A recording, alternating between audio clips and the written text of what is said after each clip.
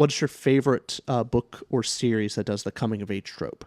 I mean, put me on the spot. I would say maybe Red Rising.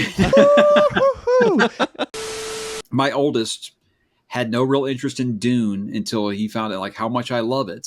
And then one day he was just like, do you think I'd like the movie? I was like, I'm not really sure. He's like, well, can I try it? Because I want to see why it matters to you. And I was like, oh, that's going to make me cry a little bit, you know?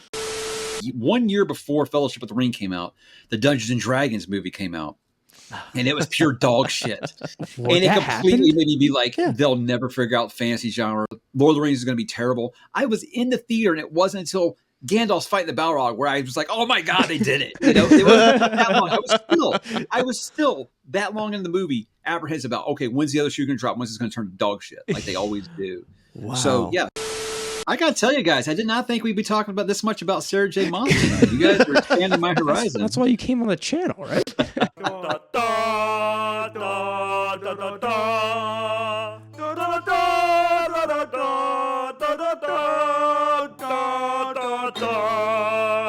Welcome everyone to a Tutor Ramble podcast episode. My name is Richard. My name is Austin. And today we have a special guest.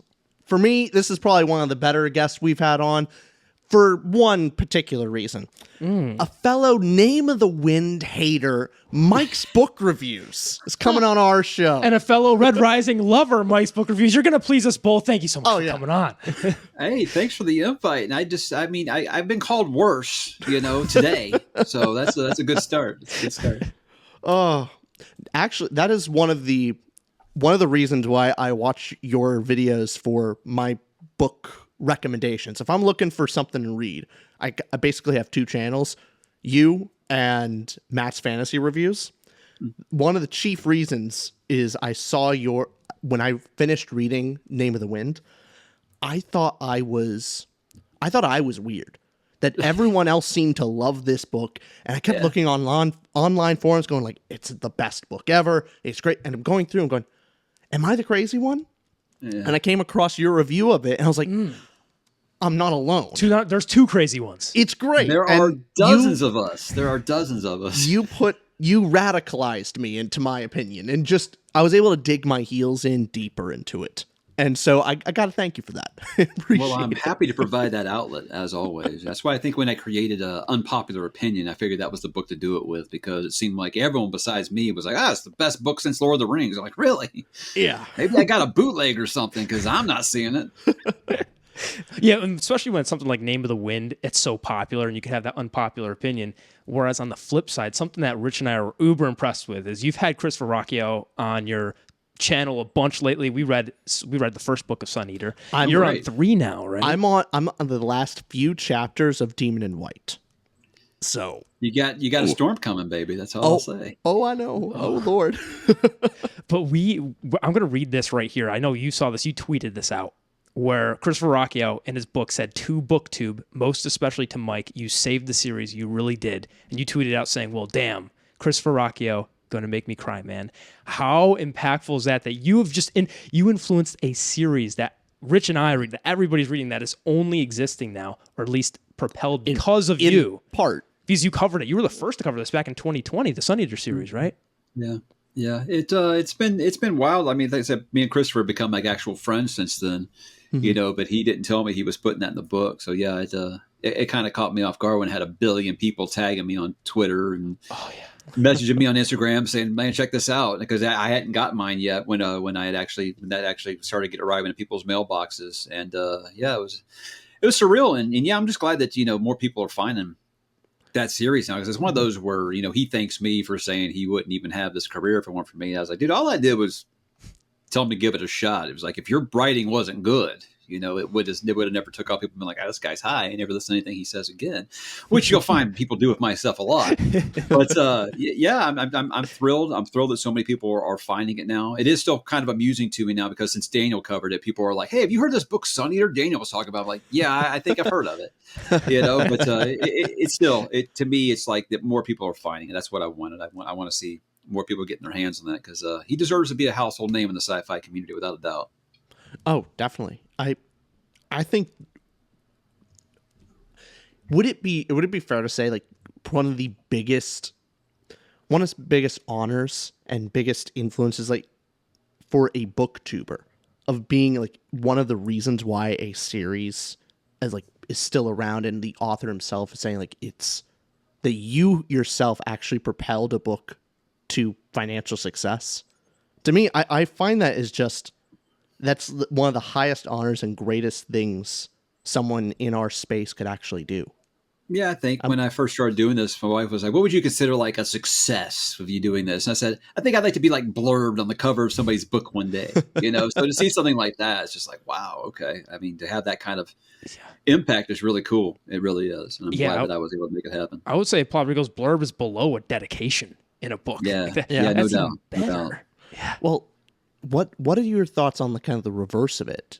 Now that the proof is in the pudding, that your influence and you being able to talk about a book can ultimately decide whether it will succeed or fail. I know that's an extreme, because ultimately Christopher Ruocchio is a great writer, and like if someone needs to give it attention.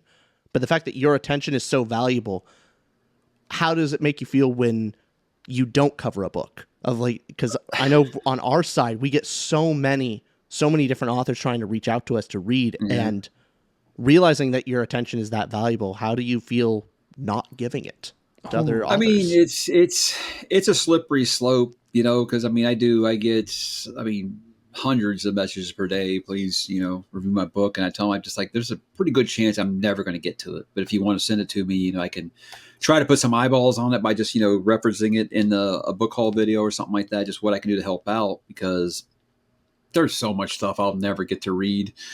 And, you know, especially because you guys probably know we have this tendency to want to reread things that we love, and just makes less and less time. But, you know, I got kids and a full-time job and stuff. So it's hard. But, it is one of those things where I am hesitant to ever do a negative review, because I'm like, I don't want to feel like I'm responsible for, you know, starting. Because I tell people all the time, read it yourself, make up your own mind. But there are a lot of people who will just say, look, I align with this reviewer, and whatever they say, I'm just going to be in lockstep with that. There are still a lot of people that do that. So the last thing I want to do is, I think I did one negative review one time. I just felt sick to my stomach, afraid that the author might actually see it. Was it Patrick Ruffus? I think he's fine. No, it was Al Makatsu. I had agreed to do all these horror books for in October one year, and I made my schedule beforehand that I was going to be reviewing, and then I read the book and I hated it. And it was about the nicest negative review I could have ever done, but I felt just awful about it. So I'll never ever do that again. So now I'm just like, if I didn't really care for the book, I'll just mention on the weekly update or something, just be like, it just wasn't for me, you know, because I don't know. Last thing I want to do is just ruin someone's day, because I know someone that's out there busting their ass to write this book, and one person says they don't like it, it's probably going to ruin their day. No, I don't want to be responsible for that. And I definitely don't want to be responsible for feeling like I turned a group of people against it who have never read it. Sure. Yeah. How have we dealt with that, you think?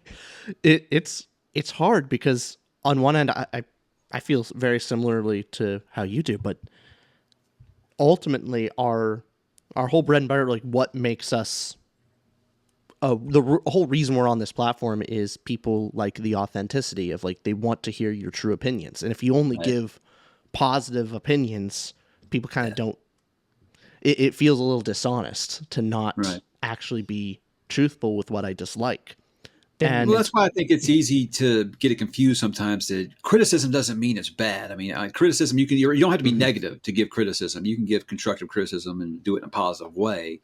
And I feel like I do that. All my views, I always do, you know, what makes it good or bad. And I always say, you know, this might not be bad for you. Some things that didn't work out for me, or vice versa, something like that. So I think there is ways to do that. But, you know, not everyone is very good at that. And I'm just not the type to go in and rant about why I hate something like that. That early Patrick Rothfuss video is probably one of the few times I ever did a rant video. And that was more of me just being like, I don't get it. You know, everybody's favorite thing to say is, well, you just didn't understand it. Yeah, I didn't. And I'm just telling you, I didn't understand it. You know, I wish I understood. That feels so targeted. About it. That's all we do is rant, Mike. Come on, that's our whole thing. We ramble and rant. And you mentioned you being a critic. Do you see yourself as a critic? Would you say I'm a book critic? I don't think so. I mean, I put the word Mike's book reviews at, like, when I first did this, because I had no idea what to call it. It was just going to be like a little spinoff from my podcast I was doing at the time. Never thought it would actually like take off, because at the time I was like, the reason I did it is because I didn't know anybody else that read the books that I read. So if I could go back and change it, yeah, I would change the name to something, better. Well, what would it be? Let's especially- troubleshoot this. Mike's what? I have no idea. I mean, that's the thing. Is I don't know.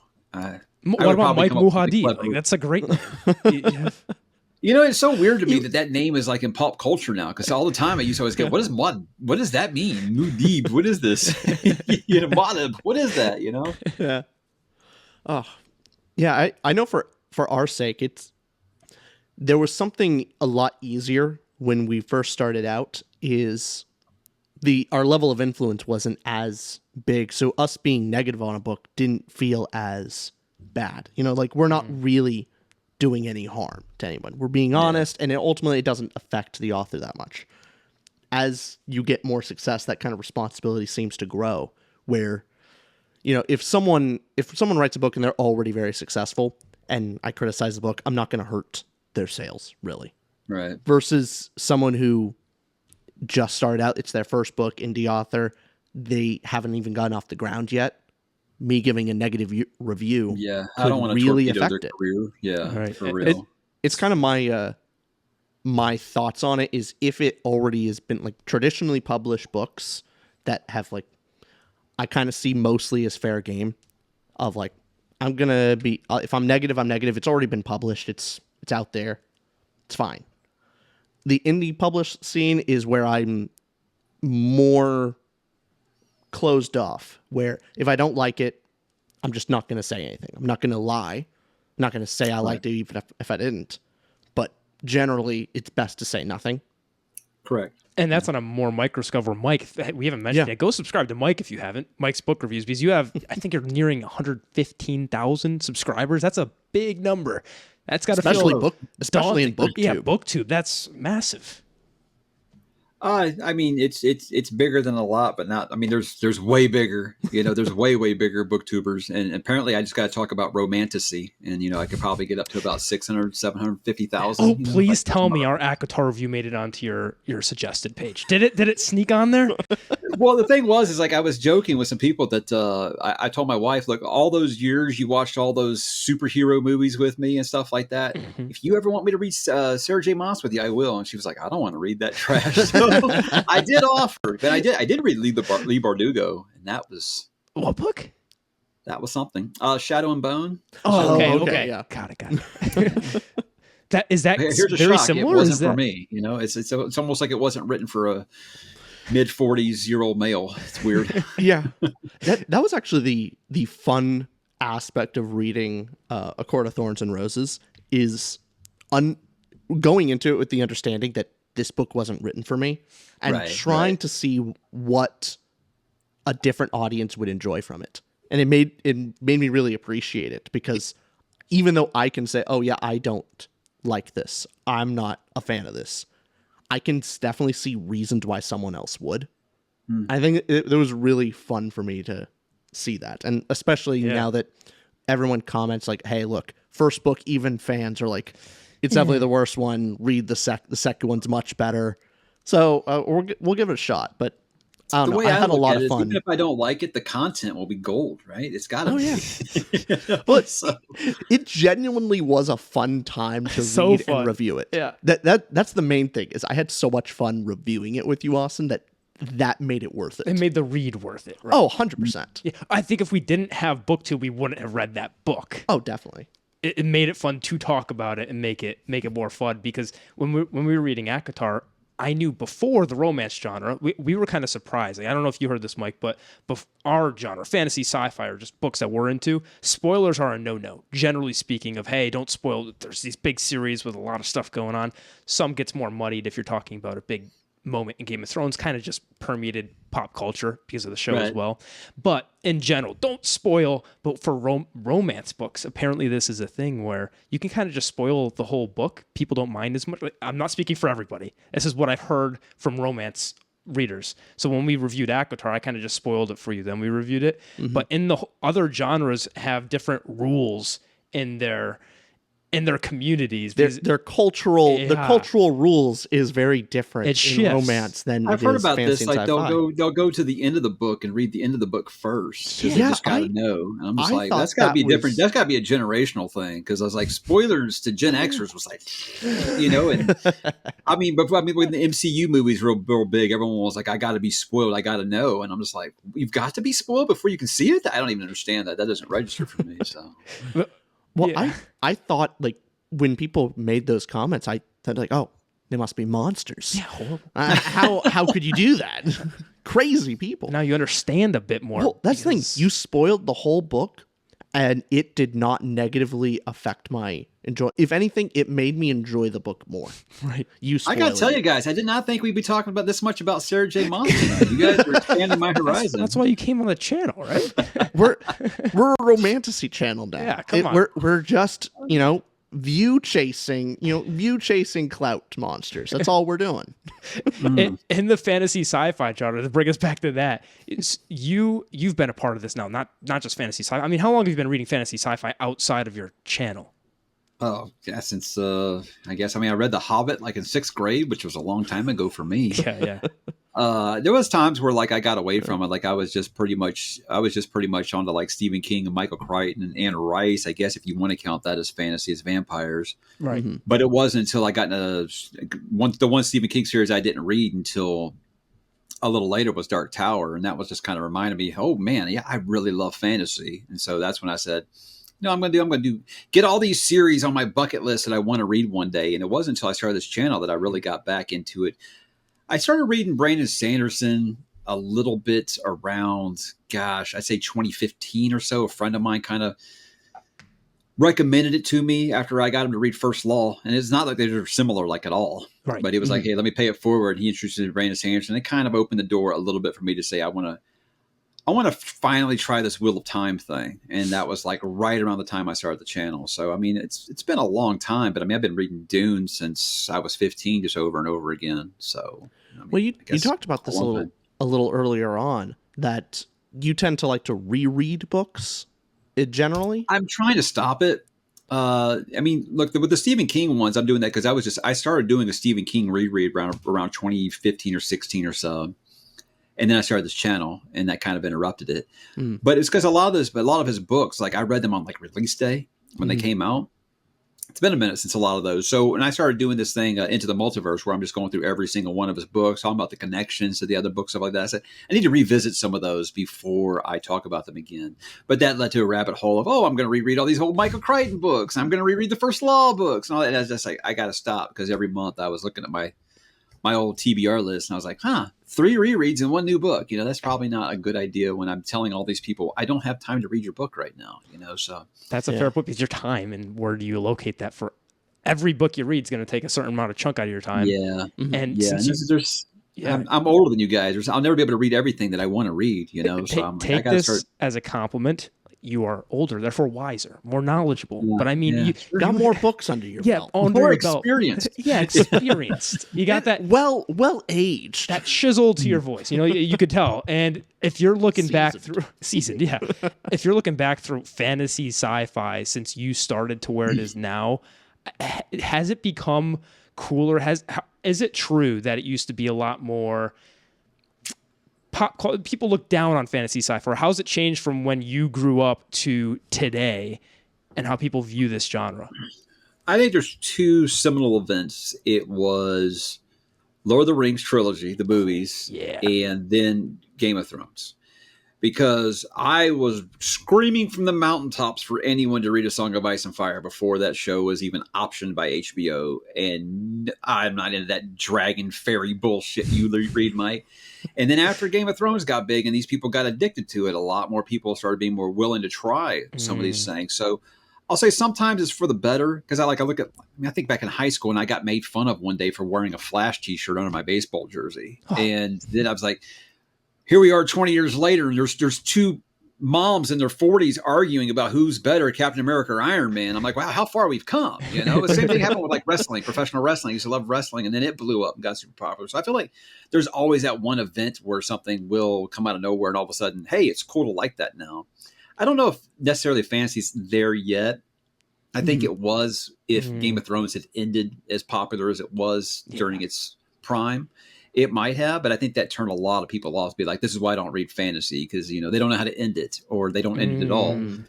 Things like that. So I think it's probably, it feels like it in our circles, because I talk about we'll never have another event like the world stopping for the final book in a series like we were with Harry Potter. And in our community, they'll be like, "Oh no! If a new Game of Thrones book or if Doors of Stone comes out, it'll be like." I think no. Not the whole world. The casuals don't read that, dude, and kids don't read that. I would say that you will never see all walks of life stopping to read a book. I hate to break it, Mike. You're not reading that either. It's not coming out, buddy. I mean, I didn't read book number 2 of Rob Fuss's series, so I'm not worried about it. But okay, fair enough. This is why we had him on. Yeah. I needed it that. Seems like we got that tunnel here. vision because we're in that community. We think, oh yeah, this is like the biggest thing ever. Like you look at like Brandon Sanderson, who's probably the most popular with general readers of fantasy right now. Yeah. Even his biggest release doesn't touch like Dan Brown or Clive Cussler. Just because it's just fantasy is still such a niche thing. It always has been. Yeah, to us, Stormlight 5 is huge, but I guess outside of fantasy niche or fantasy book readers, it's not a big deal because you bring that up to at a party. Hey, yeah, you know who Brandon Sanderson is? You know about Stormlight 5?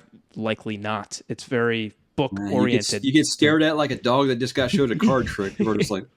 That's exactly what Get out of here, dork. Yeah, man, I'm thinking more of of course, the ending of Game of Thrones probably spoiling things, and then for some reason, this is just my opinion. Maybe you disagree on it, but Hollywood's general negative trend on fantasy adaptations, even if it's good, it's not great. I haven't come across a fantasy adaptation in a long time that actually was stunned me or I thought was any better than anything else on something on CBS or anything.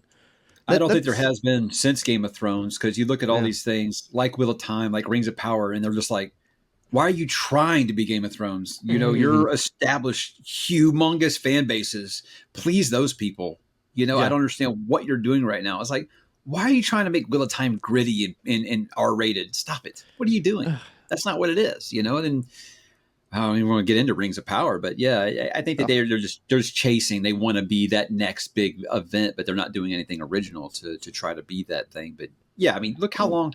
You guys don't remember I remember when Lord of the Rings, I was following that being made, and I was so excited about it. And 1 year before Fellowship of the Ring came out, the Dungeons and Dragons movie came out.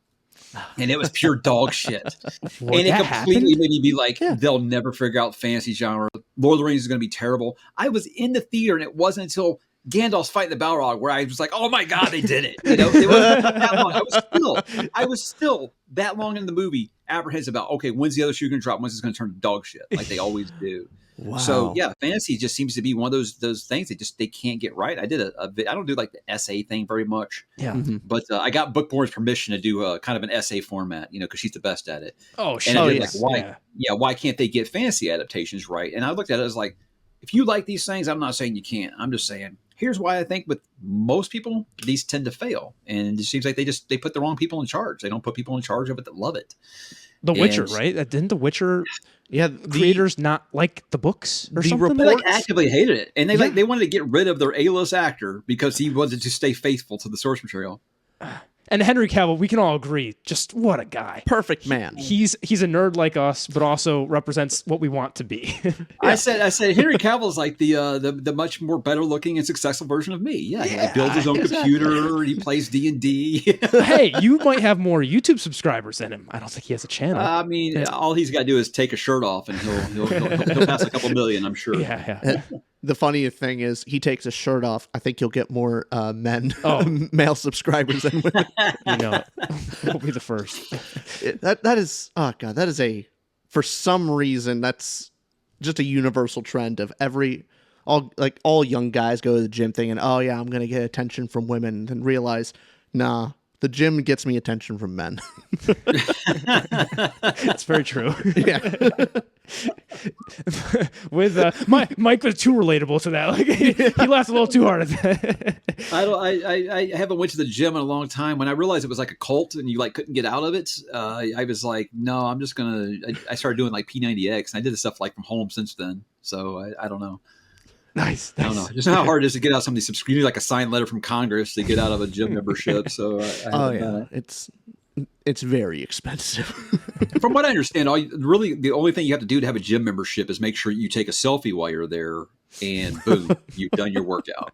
Right? Oh god. Now how it works? The amount of people recording in the gym is very disgusting, and it's incredibly The funny annoying. thing is like every time I go to like Barnes and Noble or Half Price Books, I'm like, should I film something? And I was like, no, I don't want anybody looking at me like I'm some kind of attention whore. So I don't know how people can like that. I mean, I was seeing at the restaurant and they're sitting there talking on their phone while they're eating, and I'm just like, I am praying right now he didn't see our gym video.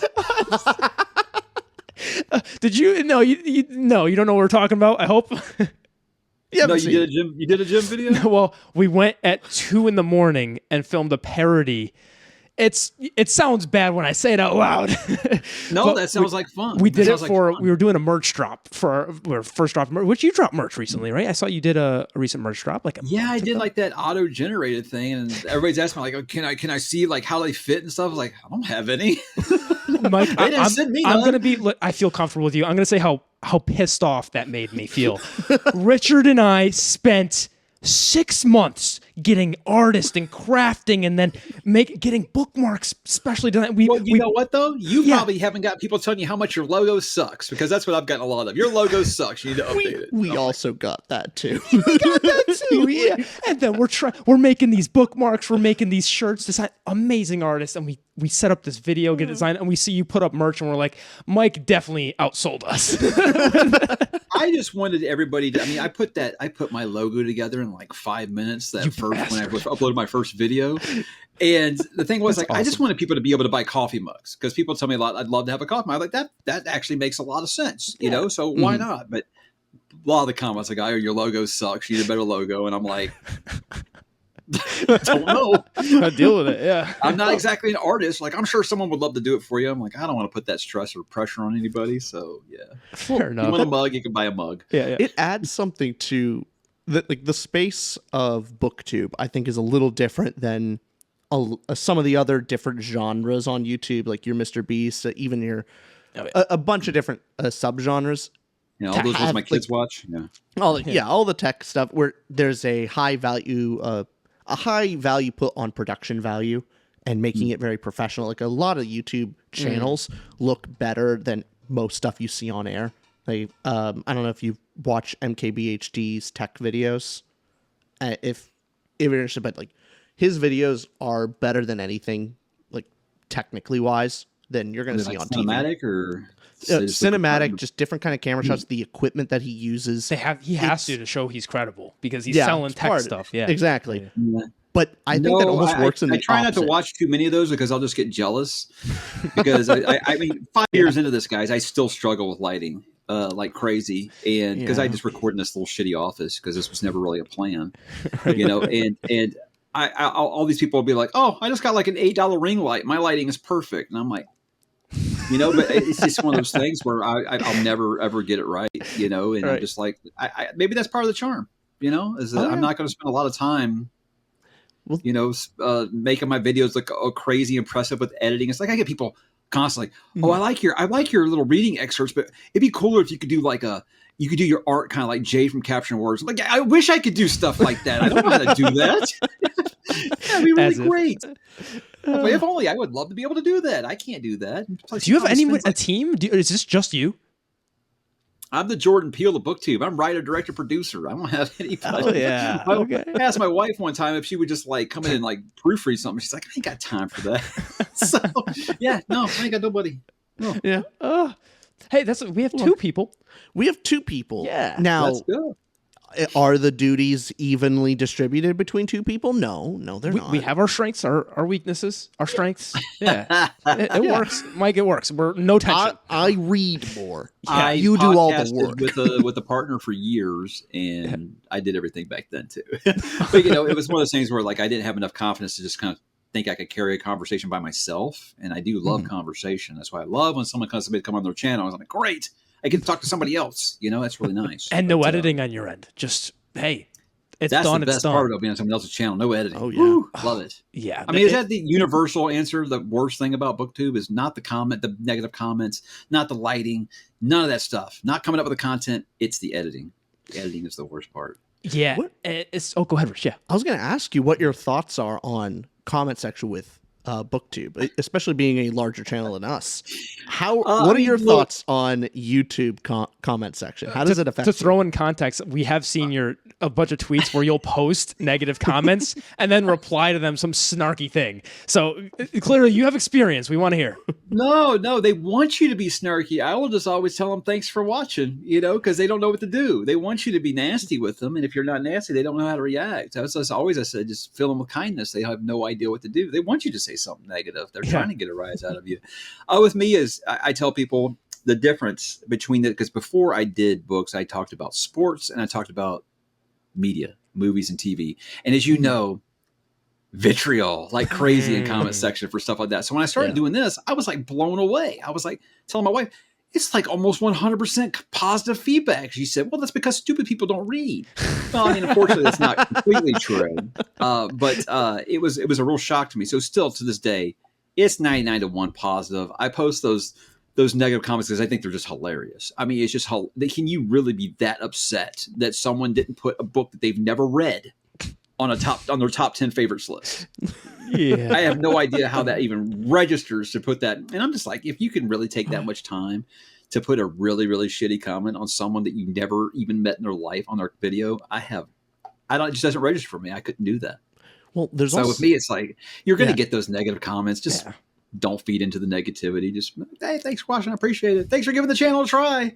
You know, so I mean, I don't look at it as snarky. I just like, you know, hey, I appreciate the engagement. Yeah, the replies it's more so you'll post them and like clearly, you know, you'll post a negative comment and then reply to it kindly, and it makes it come off as like, oh yeah, they're definitely pissed off right now, like because you didn't give in to them, you didn't feed on and egg on the anger. So, you know, I really honestly, I love comments on our channel generally in two factors of most of the time. I think the negative comments are also funny. Like it's generally just kind of weird. Like someone being that from either it's a troll and they don't actually feel that way, or if they do genuinely feel that outraged at something, it's just kind of weird. I don't understand why. Some of my patrons have theorized that people are doing this on purpose, hoping that I will pick their comment to put on Twitter and Instagram to make fun of. That's not a bad theory. That's quite possible. So I don't know, because some of them are just so over the top. I'm like, this can't be serious. There's just no way. Where do you get most of those comments? Is it more because you do your top 10 videos probably get people that haven't watched you as much, I imagine. Yeah, that's their first introduction to the channel, so they have no idea myself. Probably the comment I get the most is like, you talk too long or you ramble too much, and I'm just like, hey, okay. Not a problem on this channel. You know, right. You're right at home. All about it there, but that, or you know, like I'll do my reading introductions for some reviews and things like that, and the comment will be like, actual review starts at 3 minutes and 43 seconds, shit like that, you know. But again, you're going to be bringing in a lot of new eyes to the channel, and they have no idea about your method or what you're like, so they don't know. So you just can't take it personal. Oh, definitely. That's what Rich, you think similarly, I assume. Yeah. Oh, yeah. It comments, and mainly this is other people's opinions, generally is very useful because depending on how you react to it, you can kind of self-analyze. Like if a negative comment affects you emotionally, then there's probably something you need to figure out because they either touched on something you think that may be true, like maybe they have a point, that's why you feel a certain way about it, or it touched on something that you're sensitive about and maybe you need to work through that. But if it doesn't affect you emotionally, like, it's a good bar of like going, oh, okay, good to discount. But I've really enjoyed that of going through TikTok comments because they're the most vitriolic against us. Like, oh Lord, they don't like us over there. I've tried. Man, nothing will turn me into my parents faster than going to TikTok. Also, I'll be like, what? This is too loud and too just chaotic. I just can't. But I tried. A lot of people told me they could use someone like you on TikTok. It would be like, counter programming, someone that's chill and relaxed. And no. Now, I'm not sure how old your kids are, but did you introduce reading early or have a rule with reading / internet at all, or how'd you work with that? They have. I mean, my oldest, I started reading to him. We started doing Harry Potter back when he was 8, and now he just likes me to read to him. He's about to turn 12, and still I'm like, "Well, you think maybe you want to read one of these by yourself?" I was like, "Nah, you do all the voices and stuff." So I was like, "Okay, he's going to be an audiobooker," and my youngest is just insane. So yeah, no, it hasn't happened yet, but. We have like rules about how, when you can and can't use your devices or whatever, but they ain't using that time to read. I'll tell you that much. So. Can't force it. You can't force it, sadly. But yeah, they're about to be 12 and 9 here in the next month or two. Yeah. Yeah. Wow. You had a great take, Rich, where kids, of course it's, hey, we don't have kids. Mike, you need to clarify for us here, but Rich, you had the take that if the kid sees their parent reading a lot, and they respect the parent a lot. Like one day they'll be like, you know what? They should become a read. They'll through osmosis hopefully see they're in an environment that reads a lot. So what was your whole point there? Well, it was the point on parents that don't read a lot and don't read around their kids and mostly watch TV or play video games.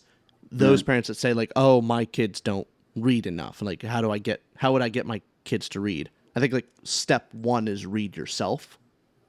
Yeah, it's not sufficient. Like there's more to that. There's more to that, but I would think the first step to encouraging your kids to read is them seeing you read. Yeah. So, Mike, how about us non-adults? Non-parents lecturing you, and this is what do you think about that? I mean, everyone's kids are different. Everyone's kids are different. That's for sure. Mine, zero interest. In fact, they don't respect the fact that I'm reading or nothing. They'll just come right up. What are you reading? Let's do this instead. They're that type, So, I mean, the only time they bother me when I'm reading is when they want me to do something else, So, but again, like I said, I can't speak for everyone's kids. Yeah. I mean, that might be a thing. I mean, I want to say like something might have come through because my oldest had no real interest in Dune until he found out like how much I love it. And then one day he was just like, "Do you think I'd like the movie?" I was like, "I'm not really sure." He's like, "Well, can I try it? Because I want to see why it matters to you." And I was like, "Oh, that's going to make me cry a little bit, Yeah. And yeah, I mean, to the point now where, we went and saw part 2 in the theater and he's doing this and stuff around the house. Now he's trying to use the voice on his brother and stuff. I mean, that stuff's cool. But like, as far as like reading, I gave him the graphic novel of Dune. He's like, eh. So, I mean, I've got a spare deluxe edition that I'm saving for him, hopefully one day, but you never know. You can't force it. I definitely don't want to force it. Yeah. Go ahead. I mean, that's probably why I know people my age, especially, I'm sure this is true across different generations, is a reason why some of my peers said they don't read now or they don't like reading is a lot of because school forced them to read. Yeah. And read books that they just did not enjoy. So if every single book that you're forced to read is not particularly enjoyable to you and it's always homework, it's always a chore, you just start associating reading with work and not actual fun. So it doesn't surprise me. But yeah, you can't force a love of reading on anybody. Do you think that's... Do you think for reading sure is going to be going away? Is that kind of like a risk that we should be concerned of in the future because of all the different alternatives of entertainment? Or do you think reading will almost always be here to stay? I mean, people always think that I'm saying that if you audiobook that you're somehow inferior, and that's never what I mean. I'm saying that now that a lot of people have that option, I think a lot of people are doing that over because they can do that while they do other things, which I respect. I wish I could do it. I would love to be able... Listening ADD, it's one ear out the other. I don't know what I just heard, so I can't do the audiobook thing. I've tried several times. I've tried at different speeds. All these advice and all these recommendations that people give me, I've tried it. Doesn't work for me. But there's that.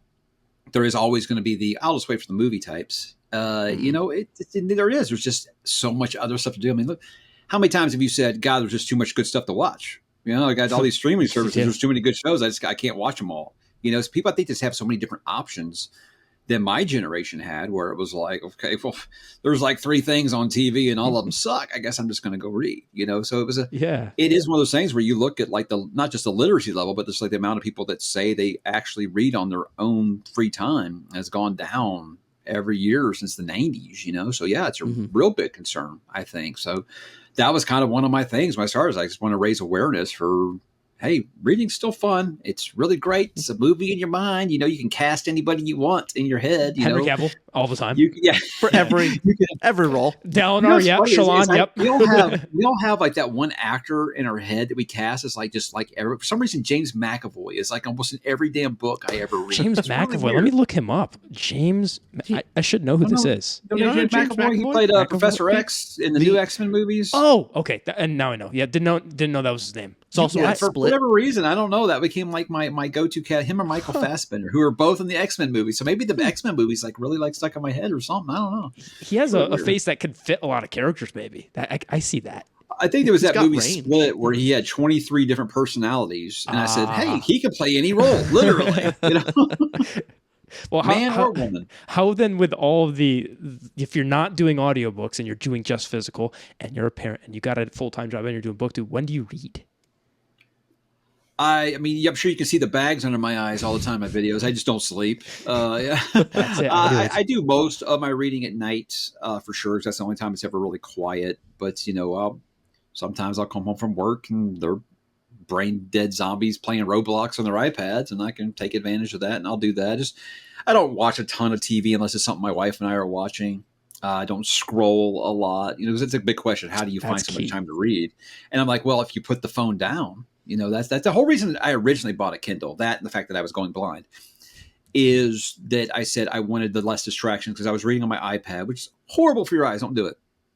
But I would always be reading on my iPad, and I'd be like, oh, I'm going to look that word up. Next thing I know, I'd been looking at other stuff for 45 minutes. So it was distractions. Right. So I want to get a Kindle so I don't have any internet connectivity, because you can do stuff like, who does that? Who's on a Kindle like, oh yeah, I'm going to surf the web on this sucker. But I wanted to eliminate those distractions, and that actually helped me quite a bit. So that's what I recommend doing, is don't spend time scrolling your phone, which I know a lot of us can do. I don't use TikTok. I use Instagram and things. Twitter, I admit that I have a problem with that sometimes when there's sports stuff on, because I'm a big sports fan. But I try not to spend very much time on there, and I don't watch a ton of TV. So if I'm not really gaming or anything right then, that's just, I got free time. I got 10 minutes. I'll read a chapter, you know, it adds up. But still, people are like, how do you read so fast? I'm like, I do like 3 to 4 books a month. Have you seen these other booktubers? I read 72 books this month. That makes us feel so normal. Oh, Mike, you have no idea. I'm struggling, and I think it's great that I'm able to do a book a week.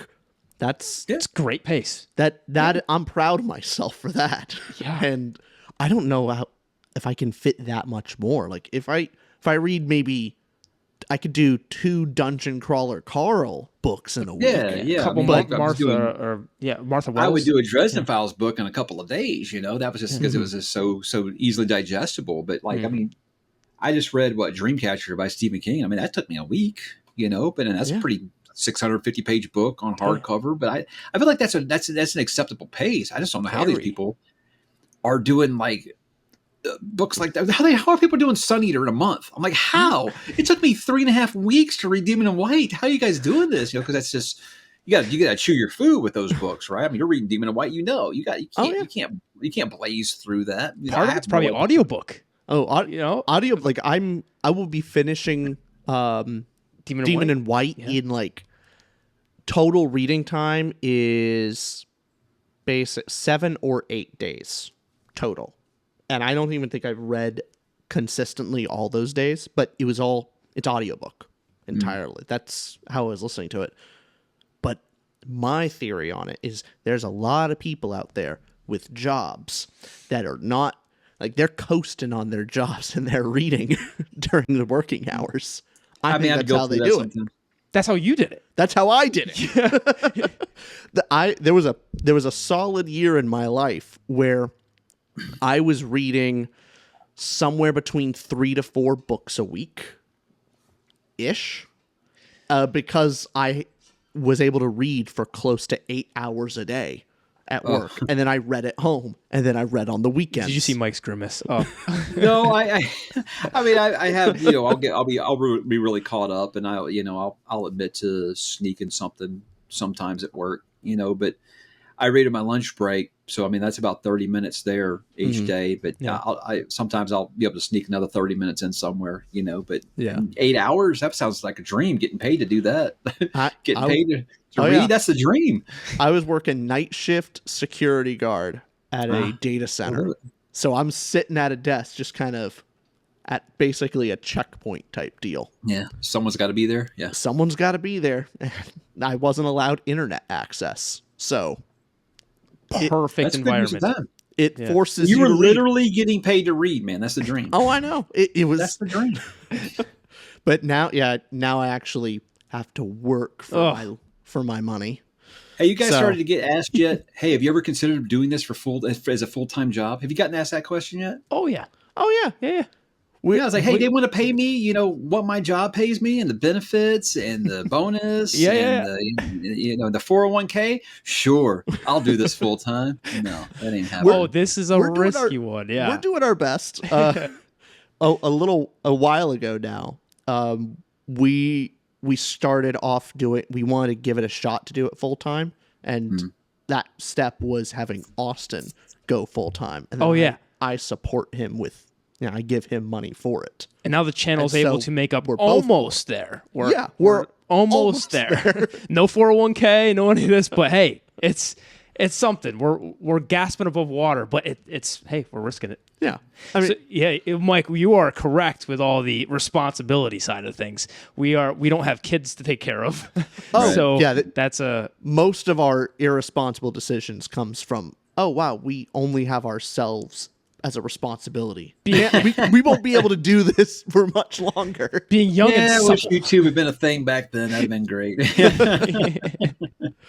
I didn't even know there were people on the internet talking about books until by accident when I uploaded those Wheel of Time videos way back in 2019. I had no idea that BookTube was a thing. Because I was like, I never get this many comments on my videos. What's going on? And they're like, you got to check out this channel. I was like, what are you talking about? And I was like, wow. There's actually people who talk about books on YouTube. I thought this was just like angry video game nerd movie trailers. I thought that's all YouTube was, So, yeah. What point would it? I mean, probably a long point because to make up for your 401k and safety and all this. But would there ever be a point where you'd quit your job?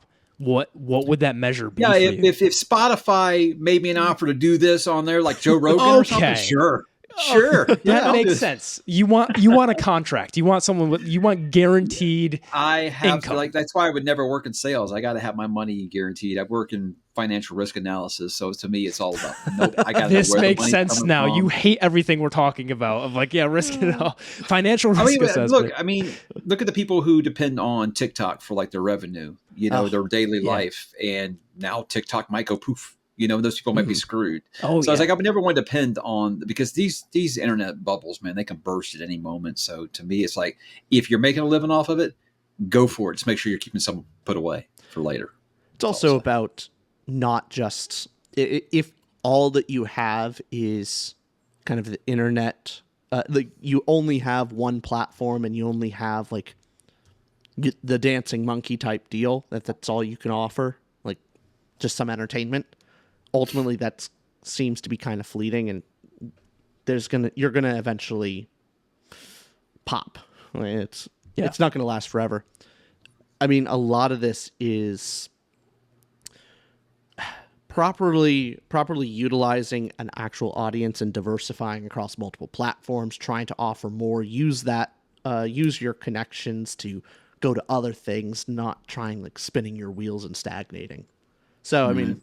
That's at least what we're trying to do. Yeah. Also, Mike, with your channel, do you want it to end at BookTube, or do you have any aspirations for jumping to something else, or propelling you into a certain thing, or is this just more, hey, I'm having fun BookTube? Just don't have enough time to do anything else. But fair. Yeah. I mean, my wife asked me not that long ago. She's like, if you could talk about anything and have the same kind of success, what would be? I was like, NFL football. I mean, that's my favorite thing in the world. But there's a bazillion NFL channels out there. You Dallas Cowboys? Are you? No, I'm Houston Texans. Okay, didn't know where in Texas you were from. Okay, you're Houston. Sorry for the offense. Yeah. It's all right. It's all right. I don't hate the Cowboys like everyone else does here. Okay. I grew up in Atlanta, so I hate New Orleans.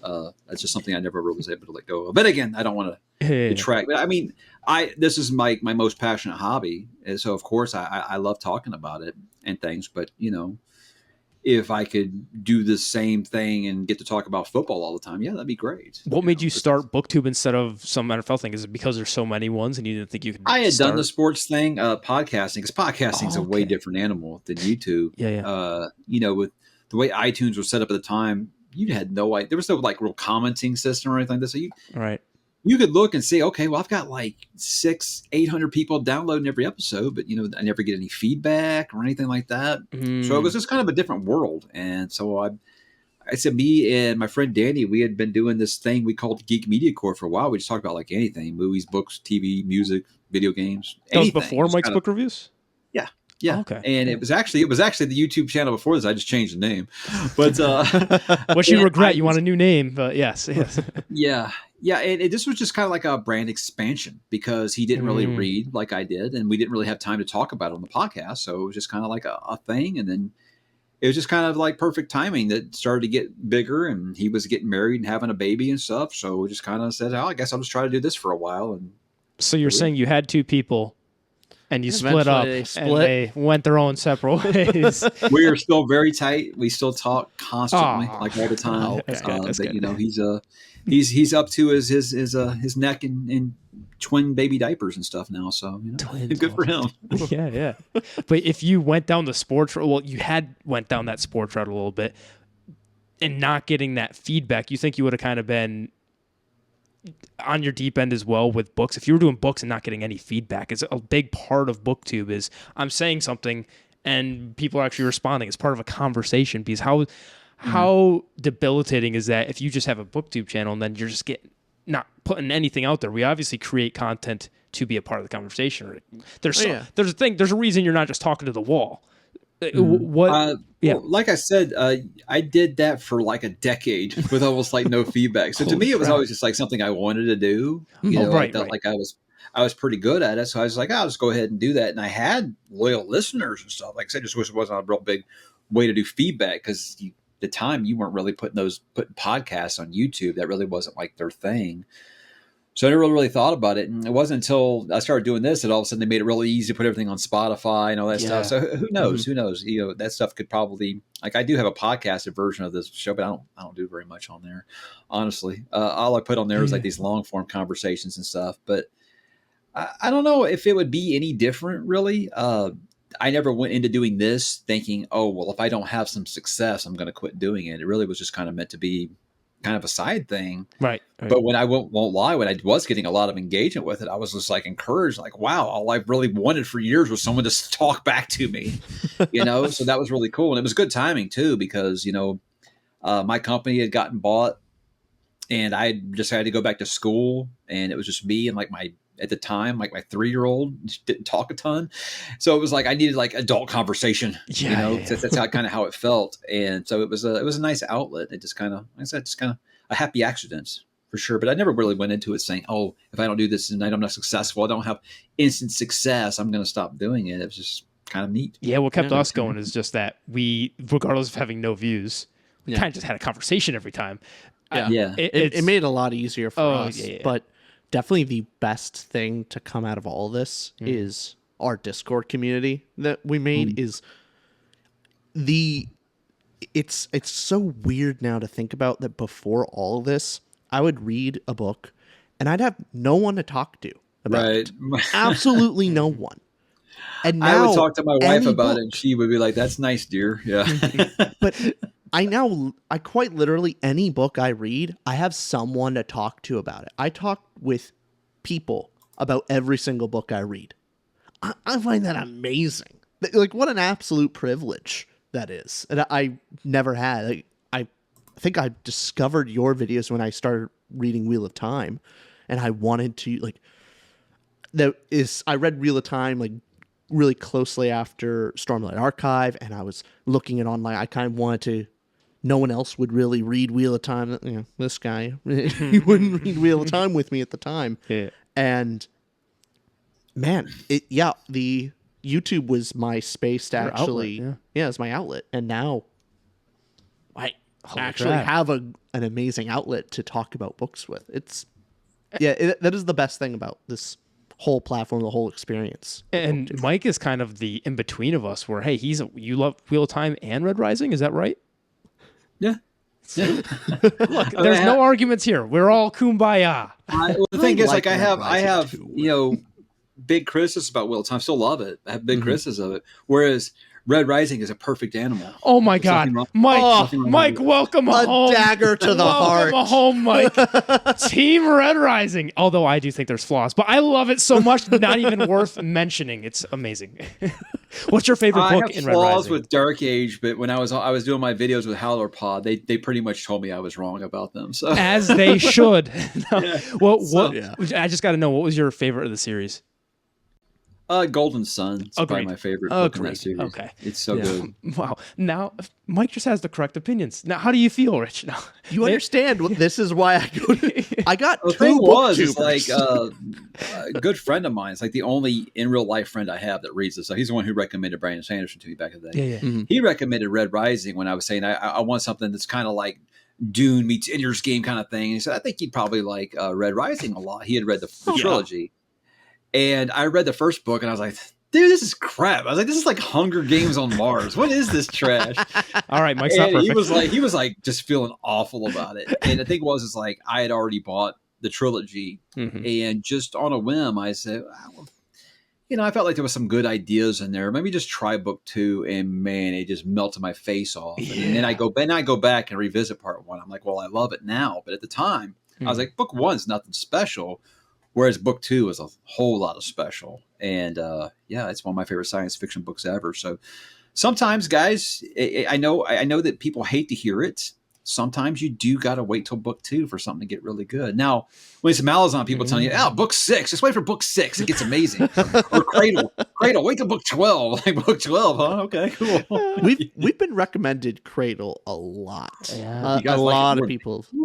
I will probably eventually get to it, but what would you say? Actually, would you recommend Cradle or? Look, here's the thing with Cradle is like it has a huge fandom, so obviously he's doing something right, and I'm never going to detract from what Will White is doing with that series. To me, I'm a character first guy, and people all about that series like, well, the characters don't even matter. It's about the progression. It's about the powering up, and I'm like, dude, I love Final Fantasy. I don't want to read a book about grinding for XP. That's not my thing, man. Yeah. So it just, I have no idea why viewers thought that was going to be something that I would like. Especially all I do is just stomp all the time about how much I need good characters. You can have the best world ever. You don't have good characters. I'm not invested.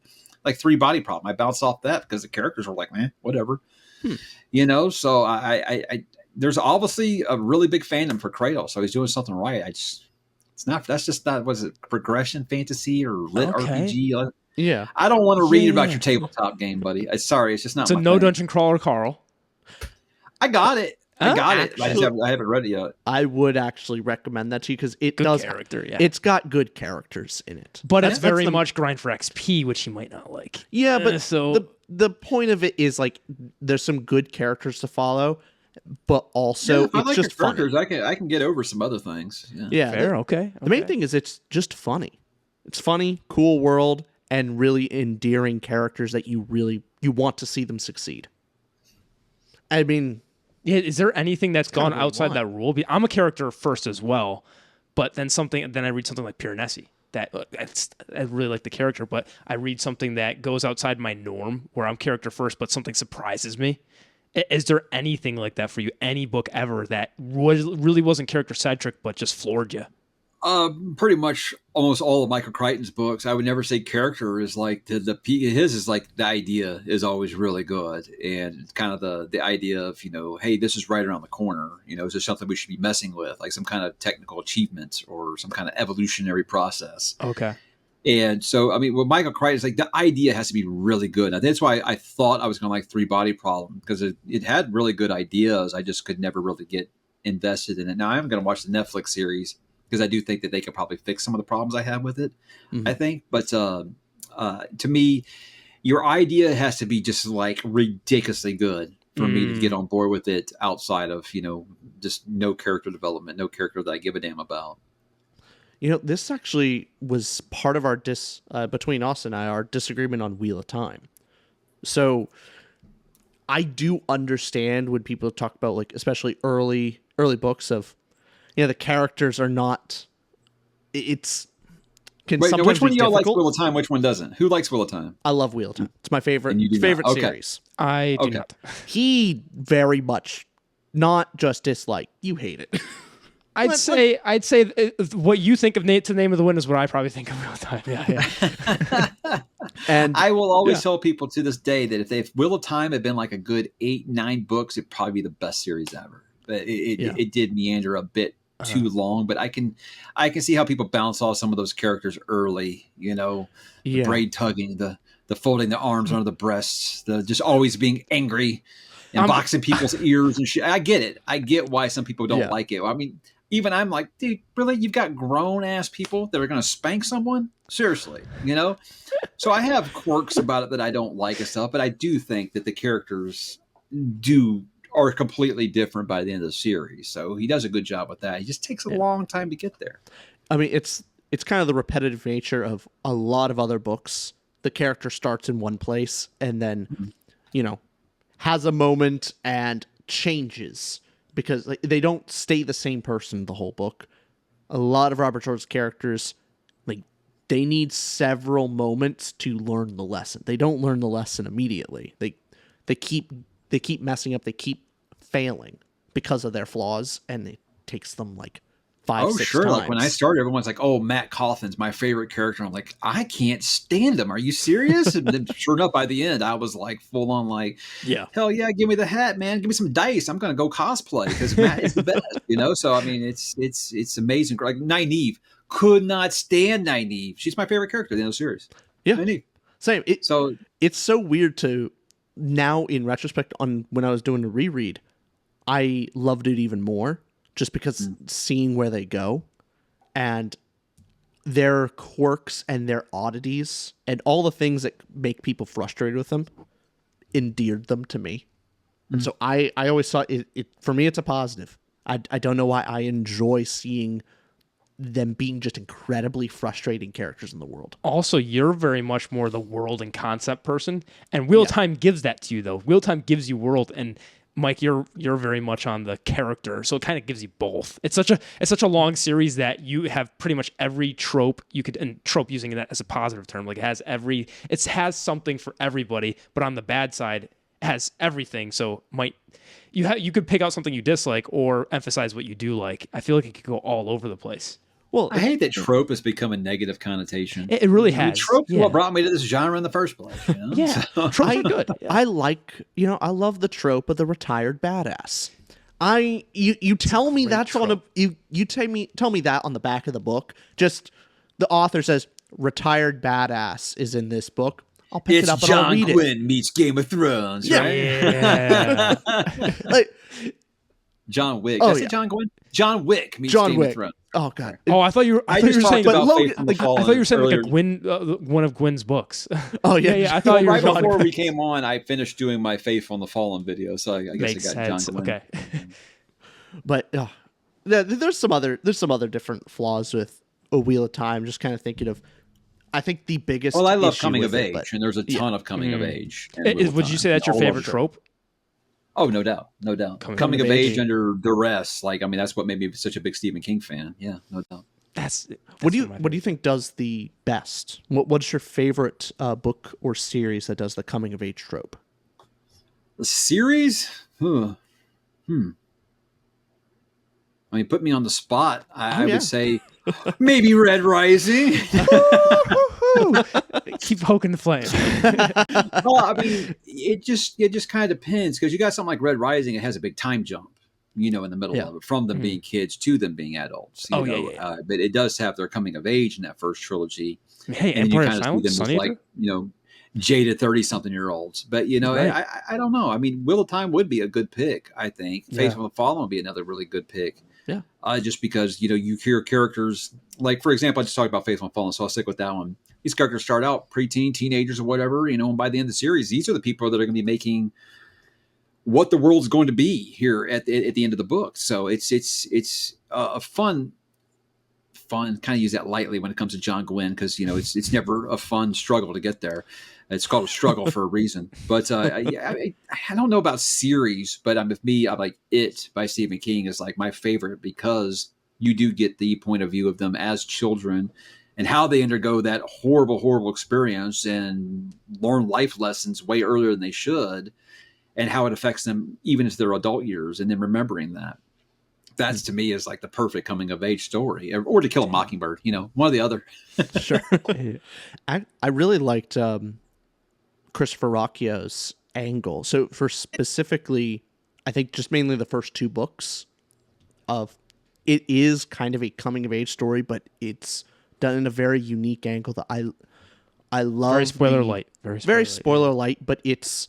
Well, time works differently in space. So like a lot of years will be going by, but not for Hadrian. Yeah. Exactly. But for Hadrian, there's kind of 2 elements that I really enjoyed in seeing his angle on it. Is one is the change of ideals and the change of your principles over time from a young person to an older adult, and then just the nature of rebellion against your society, and how young people want to rebel against what was, and then how you change and you start finding out you're you mean like in Red Rising? Yeah, like in Red Rising. Oh, we can do this better. Oh, now we're in charge. Oh shit, this is harder than I thought it was going to be. Yeah. I mean, isn't that really like coming of age for anyone? Oh, I can do this better than the people older than me. And then you get there and you're like, why did I want this? Why did I want to grow up? Mike, you're gonna make me tear up. I finally have an ally for the first time ever. It feels so good. I mean, you guys' videos about Red Rising have been dropped in my comments multiple times. Hey, what do you think? Way. That's the thing is, when I really love a book, people love to drop a comment to me about someone that didn't. Like apparently Daniel Green reviewed Dark Matter. People know I love Dark Matter by Blake Crouch. Oh my goodness. Daniel Green didn't like it. What do you think about that? Oh. He's allowed to have an opinion. I don't know what you want me to say about this. But, by the way, the number of people that have said, "Hey, check out these guys' Red Rising thoughts." Is that what they've generally said? They've been like, "Oh boy, you got to see that." Yeah. Wow. That's the thing is just I really like Red Rising. I don't hate it at all. But because you're insane, I look like I'm crazy. I look so negative in comparison to you. Just because I'm going, hey, look, the first book is not the same as the second. Like, it's pretty good. It's a good book. I'm not saying the Red Rising, the first book, is perfect. I say that, and I look like a hater. That's where you're wrong. Even just like Wheel of Time for you isn't perfect, but it is perfect. Same thing with Red Rising. Fair enough. You can't say anything negative. Only say the positives. But yeah, it is true. So I'm guessing those custom Red Rising covers back there are okay. These, so I know who those belong to. These were sent from our patron Lucas, and nice. Amazing gift. And yeah, thank you, Lucas, for that. These were so cool. And he also we also got the Way of Kings version signed from Sanderson from a patron as well. Like some of these are just featured from people that sent us stuff. And then the rest is Rich's. But just so cool. Well, you've got Lightbringer on your shelves, and I mean the Brent Weeks book, not the Pierce Brown book. So that's bringing the quality down enough to where it so I can agree with you on the last book especially. The thing is like I loved book 1 and 2 like a lot. Book 3, I was kind of like, okay, it's fine. Book 4 was like so god awful that I was like, I need a break before I read book 5. And everyone's like, yeah, book 5 might be worse. I was like, all right, well then I ain't gonna do it. Yeah, because notoriously, isn't the 5th book the one that loses everybody? That I think I was on board. Like 4 just felt way. Like filler. It was a lot of bloat, but from what I understand, he really did a bad job of bringing it home. So, the main thing is all the basically the conclusions to all the characters, I think, were just objectively wrong. That's what, to me, that's I what just decided Brent ruined Weeks the is ending. not an author for me, man, because Night Angel made me want to freaking kill myself. So Night Angel, is that bad?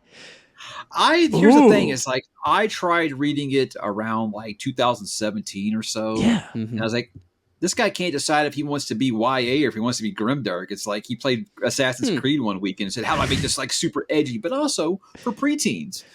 And so I kind of bounced off of it. And I thought, you know what? Maybe I was just in the wrong state of mind. I tried reading again like about a year and a half ago. God, I just wanted to like take a spoon and jam it into my eyeballs. It was so terrible. So, and I know people love that series, but good Lord. That's not an author. Mike, what happened to you not wanting to be negative about books? He doesn't post videos. He only does it on other channels. So there are some, and that's why people will constantly bring up when I don't like a book, like you guys did with Name of the Wind. Actually, Name of the Wind didn't make me angry. I think there is a lot of good in that book. Yeah. It's just the hype and the legacy, I guess you say, that book has now, where I'm just like, I don't understand why you guys find whining about student loans so amazing. I have no idea why you guys like this so much, but there's stuff I really like about it. I think he's got an incredible writing style. I think Christopher Ruocchio is better. And I'm not saying that because Christopher's my home. Like when I read this, I was like, well, I don't need Patrick Rothfuss anymore. I've got Christopher Ruocchio now. I feel like he's just as beautiful a writer. Robert Hobb is just as beautiful of a writer.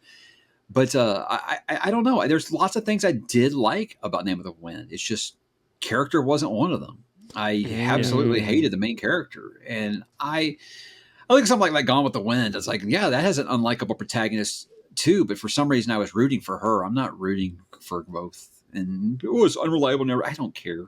I don't care if it's unreliable narrator. It's an unlikable, unreliable narrator. So it's just, no, it's not for me. I'm mainly pissed about, like, it actually did make me angry.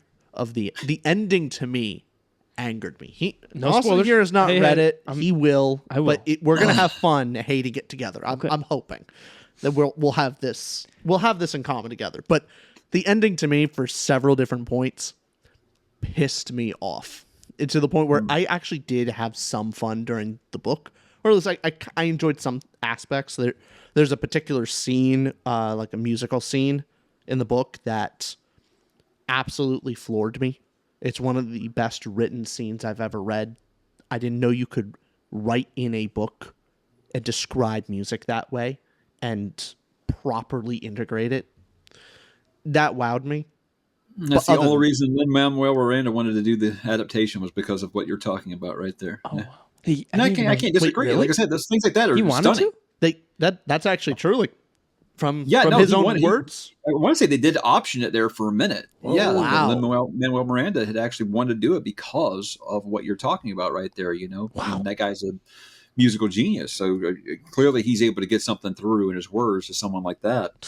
Yeah. And that's what upsets me about it. It's like, the guy's got so much talent, and it's just like, I won't lie. It doesn't hurt that the guy is completely unlikable and he's such a jerk to people, and I think that's why a lot of people that have been waiting for the longest time have kind of turned on him. I feel like, as someone who started reading A Song of Ice and Fire in the year 2000, I should absolutely hate George at this point, but I don't feel like he's ever been a complete dick to fans. So that's what makes it where I'm just like, look, I'm disappointed, but I don't hate the guy.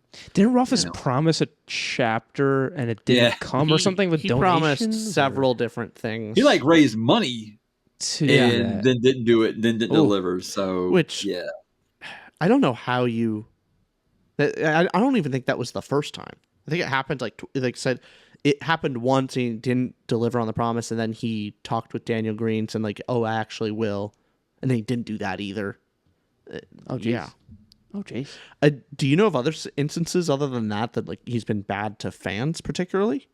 I haven't seen too much. I just know that like anytime anyone will ask him, about the book, he'll be like, "Fuck off," It's just oh, jeez, damn. I mean, he was talking with I think it was Jim Butcher, and was saying that like he was upset that like he got in an elevator and someone asked him about the book or something like that. And that was like 6 years ago.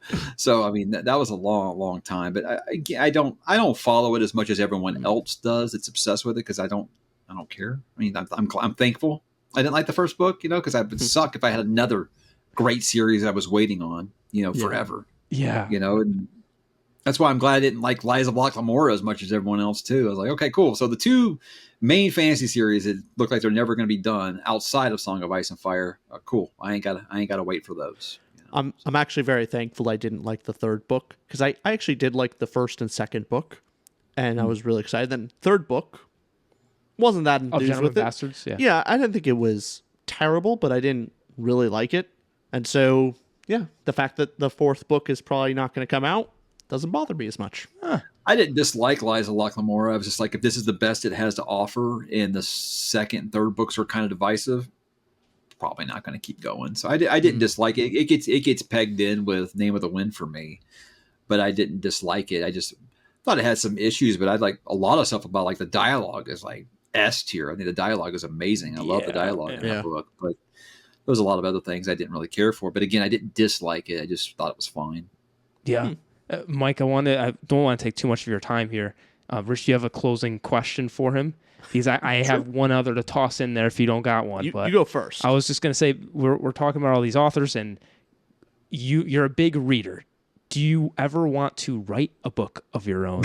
Or... You guys don't want me to do that. Okay. You know what? Screw my question. Rich. There's a reason I'm probably the worst Dungeons and Dragons player ever, because making up that, yeah.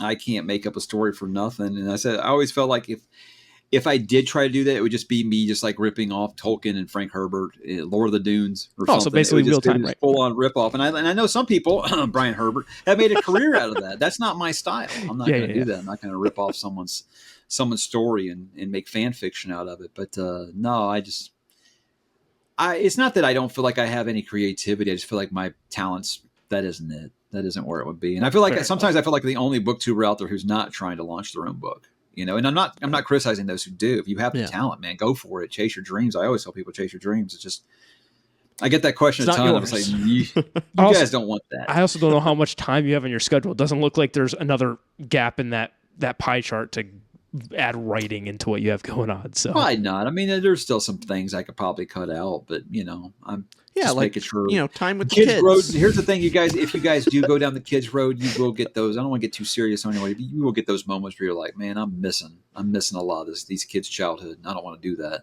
Mm-hmm. So I wouldn't definitely want to take on another hobby until after they're in college or something. Fair, very fair. Yeah, Rich, do you want to close us off? Question, statement. Well, whose copy of Dune is that back there? Oh, that's mine. His copy. I've bought like 5 different copies of Dune. It's so I have so many. Only 5? Those are rookie numbers. But hey, that is a beautiful deluxe edition, though. I was like, I have so many different copies of Dune. I was like, I think that one might be even prettier than the Folio Society, which is amazing. Yeah, I personally like this one more than the Folio Society one. Just the blue Folio has really good art, but I think that this one and the end pages are just stunning. Yeah. Absolutely. Sorry, I didn't mean to cut you off. What's your question? No, his question sucks. Whatever it is, go ahead. I was going to ask you, hey, are you going to be there? Are you going to be at Dragonsteel this coming December? I always got to ask booktubers when they come on. I would like to, but I mean, just like with Dragon Con is, and this is going to sound so elitist, and it's not the way I mean it. It's just at this point in life, I am above sleeping in a tent and standing in lines and maybe getting into a room. If they want to credential me or something like that, sure, I'd love to go. But just as like just one of the peasants, one of the plebs, no, that's not my style. No, not anymore. Hey, I did my time at conventions and stuff. I used to work in a video game deal, and I used to go to E3 and all that stuff all the time. And I did my time, sleeping on sidewalks and stuff. I'm not just too old now. I just won't stand in line anymore. Calling us the plebs. I love it. The plebs. We'll be there in line and we'll be thinking about you. Before it blew up, and it was just like, no more of this, where you stand in line for, 2 days and you might get in. Oh, no.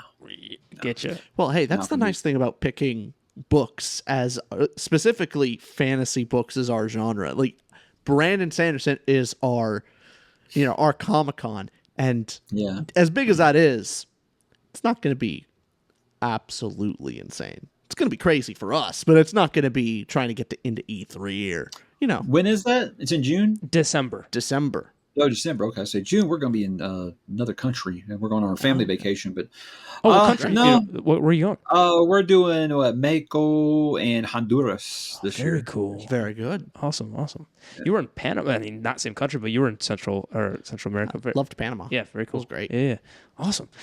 Oh, well, Mike, do you want to close us with anything else? Promote anything? If not promote, leave the viewer with a thought to leave them with, and something. I got a video on Faithful and the Fallen coming out tomorrow. Hope you guys will check it out. So why you should read on the Faithful and the Fallen. It's one that I haven't talked about before, really, just because I knew it was hard for me to actually make that video in less than like a half hour because there's so much to talk about with that series. It's just like a series I feel like is just the arrow just keeps pointing up for it on its legacy. I just redid my top 10 fantasy series. You know, I do that like every other year or so if I feel like I've got enough of a change.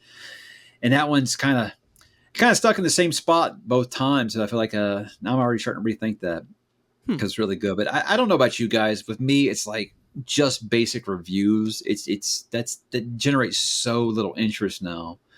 And I'm trying to find a way to make reviews, you know, enjoyable for viewers to check them out. But it's like a double-edged sword. It's like people don't want spoilers, you know, so they won't watch it. And if you do it like I do and you don't do spoilers, like, well, you didn't tell me anything. So it's like there's no way to please everybody with things like that. What I tell myself is, you know, reviews are evergreen. People can always go back to them and find them. I got more of a chance of someone watching my Shogun review 2 years from now than I do my February TBR. You know, right? So it's longevity over, you know, instant gratification. But you know, it's just I never want to be afraid to try new things.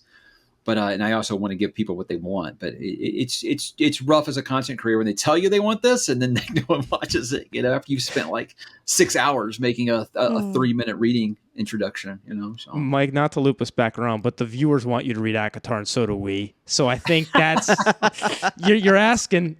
You gotta touch my wife, convince her to do it, and then I won't have an excuse anymore. But she did say, because I actually it was like a couple years back.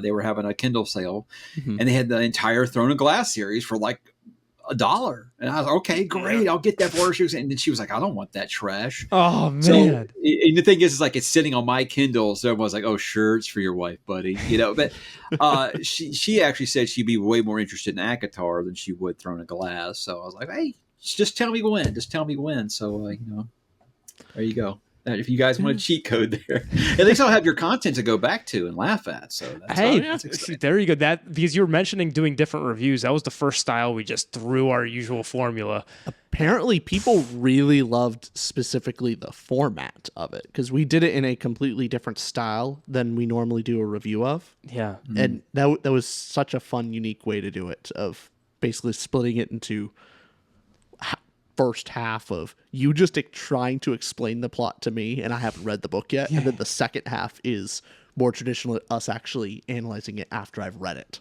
It was so much fun. It's fun to break the monotony if you have a format. Like I'm very much a stickler about stay on your format that you always have and stuff. So that's why I like to have, you know, talk about nothing Saturday nights or collaborate with an author or something, just so I can feel like I'm breaking out of the, you know, the usual blueprint I set for myself. Because like you guys, I like to ramble, you know. I podcasted first and I never have a problem talking, you know. So hopefully I haven't talked over you guys the whole time. I apologize if I have. This is why we have you on. Are you kidding? The only time you did was when you were shouting down why Red Rising is great to Rich, and I respect that so much. Well, the way I look at it is that my Red Rising opinions aren't actually opinions. They're facts. Oh my God. So biased. Just best guest we've ever had. The reason this is amazing. Austin's loving you right now because you're taking my attitude but putting it to his thing, and it cuts deep. It does, doesn't it? Because I don't have that spunk that you and Mike have, and then he's speaking for me. Thank you. Yes. Okay. Hey, well, you know, you'll be happy to know I did have Wheel of Time above Faithful and the Fallen in my top 10 fantasy series ever. He can give us both a win. Wheelies weren't mad where I had it placed. They were mad at every series I had after it. They're above it. You know, that's what they were mad about. Oh, so, man. You know, hey, it's all good, though. Mike, thank you so much for coming on. This was an absolute blast. Just everybody go subscribe to Mike's book reviews, unless the channel name changes in the future, but Mike's book reviews. Awesome having you on. I was watching a documentary on the Foo Fighters, and Dave Grohl was like, I wouldn't change anything. And starts rolling the credits, and it comes back and says, except the name. I hate that fucking name. No, but hey, for real, thank you so much for asking. Like I said, I got kind of jealous, you know, when I see all these other people on here and ain't been on here yet. So thank you so much. So many people are like afraid to ask me, apparently, to come on the channel. I don't know why. I'm just a guy with Wi-Fi. I'd love to come on your channel. I'd love to. So thanks a ton. I appreciate it. Absolutely. Thank you so much. All right. Bye, everyone. Bye.